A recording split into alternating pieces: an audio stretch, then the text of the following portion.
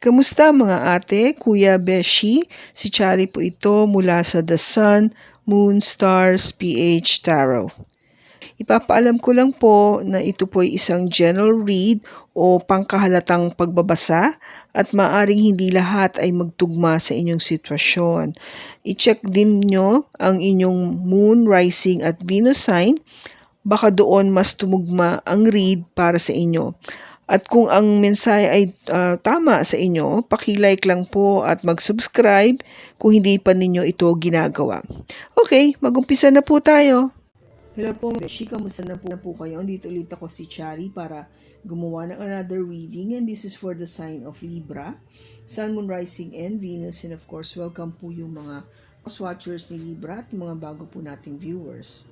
As promised, ito na po yung part 2 o yung kasunod na kabanata para doon sa unang reading natin at tingnan natin kung ano yung mangyayari pa, no? Kung ano yung magiging developments nito.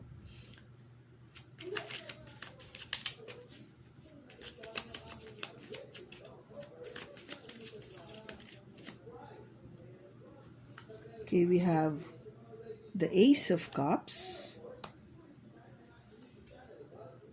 the Three of Pentacles, the Hierophant, the Seven of Pentacles, the Six of Swords, the Ace of Swords, the Lovers, the Five of Cups, the Three of Cups, and the Page of Cups. Bottom niya is the Hermit. Okay, Libra. So, yung heart of the matter natin dito, di ba nag-umpisa tayo ng something unexpected, yung tower natin. Ngayon, ang sinasabi dito, after somebody walk away, no? Di ba yung last time merong umalis?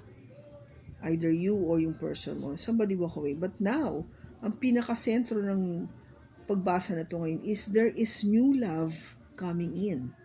May bagong pag-ibig na papasok o dadating o mangyayari sa buhay mo. Now, what is crossing this is the Three of Pentacles. Yung pakiramdam ba na sana nga itong new love na to is somebody na talagang magkakaayos kaming dalawa. Somebody na talagang willing to work with me para maging maayos yung relationship namin. Kasi nga, yung nakaraan ko, you know, with the Hierophant, this is energy coming from a Taurus, yung naging marriage ko, my past, or my past relationship, or my past marriage, hindi siya naging okay. Kasi nga ang nangyari is, may pangloloko na nangyari. No? Somebody, that my person is nagsinungaling, may tinago, may naging iba, you know, whatever that is. Kaya ikaw, ngayon, ang focus mo talaga is malaman yung katotohanan. You just wanted the truth, no? Pagdating sa relationship, you want your person to be very, very truthful. Honest. Nakikipag-usap sa iyo ng masinsinan, ng tapat. Open, no? Walang tinatago. Yun yung gusto mo. Yun yung kung ba parang natutunan mo dito sa previous relationship mo or previous marriage mo. And gusto mo kasi, uhugot ka talaga na alam mo na magiging maayos ang relationship nyo kung ganito ang mangyayari o yung makikita mo o witness o ma-experience mo dito sa bagong love na dadating. I think you will really tell your person that ito yung pinagdaanan ko and this is what I want in terms of yung setting up my boundaries, no, for this new love, for this new relationship coming in, na para tayo maging maayos, matahimik, kailangan sabihin mo sa akin lahat yung totoo lang, sa totoo lang. Ang future outcome or near future nyo, you will work on this with the Seven of Pentacles. You will be very patient with this relationship, itong new love na dadating. Aalagaan nyo to mabuti. Aalagaan nyo to na maging masagana at talagang something na talagang, alam mo yung worth yung time and effort na ibibigay mo and the love.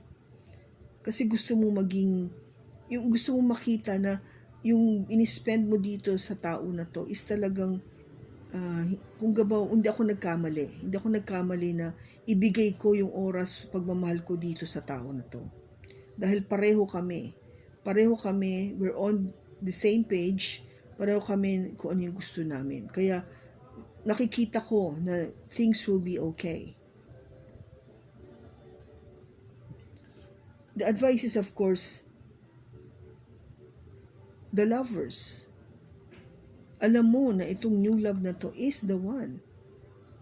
This is the person that you've been waiting for. Something that would really, kung gaba parang i-fill up niya talaga lahat ng criteria na hanap mo. Yung pagmamahal, yung passion, yung pakiramdam na you click, you jive, pareho kayo, lahat. Talagang ito na, this is the one. Now, what might influence kasi yung surrounding this reading is, of course, once in a while, I think you will be feeling na wag sanang maulit muli yung dati.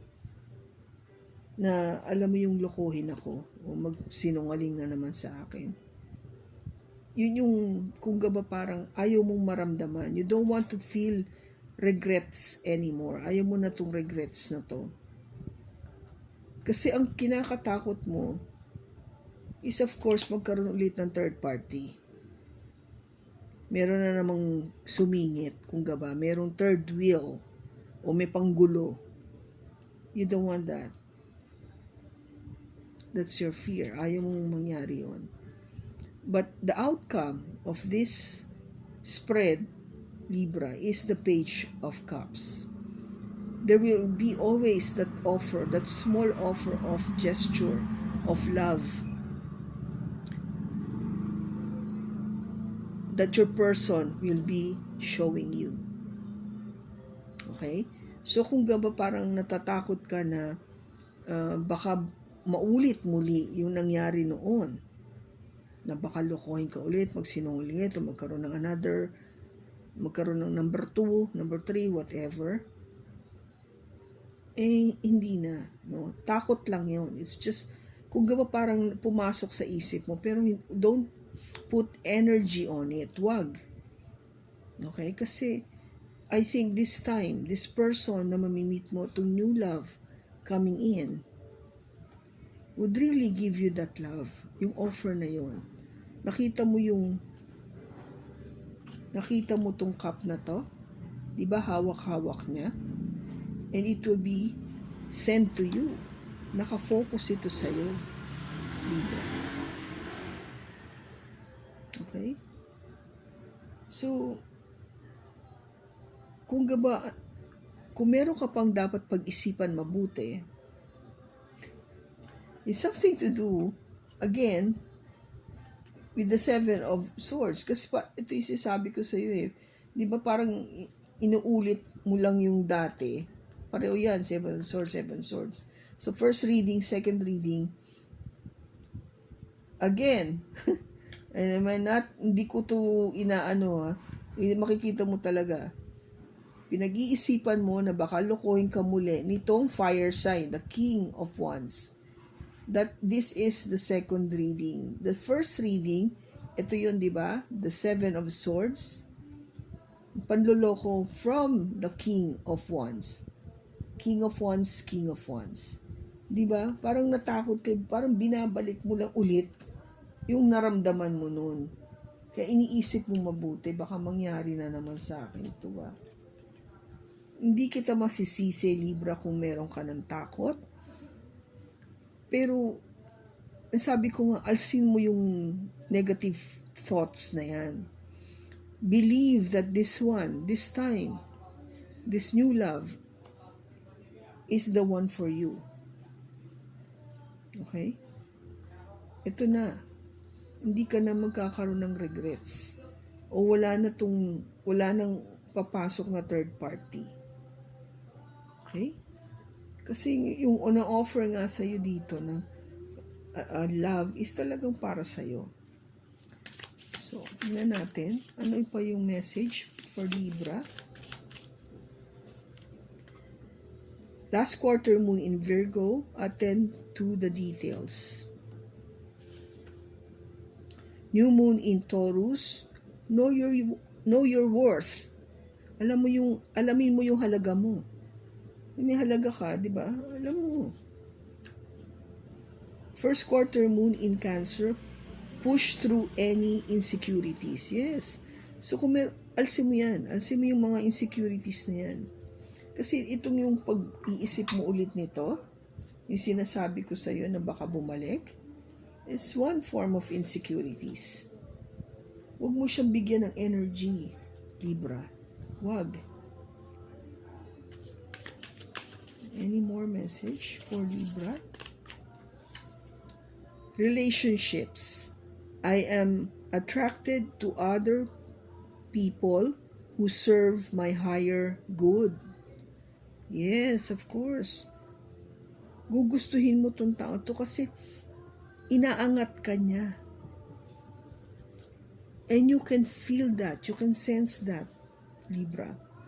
Loneliness. I know that I am never alone.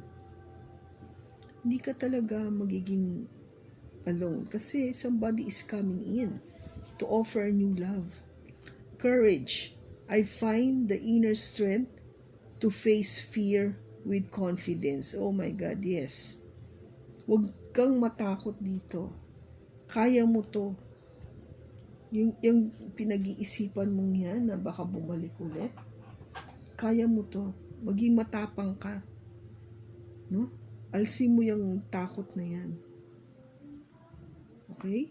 So, maraming salamat sa pagsama mo sa akin sa pagbasa nito. Sana nakatulong ito sa iyo, Libra. Maraming salamat. Sa susunod po muli, ingat ka and God bless.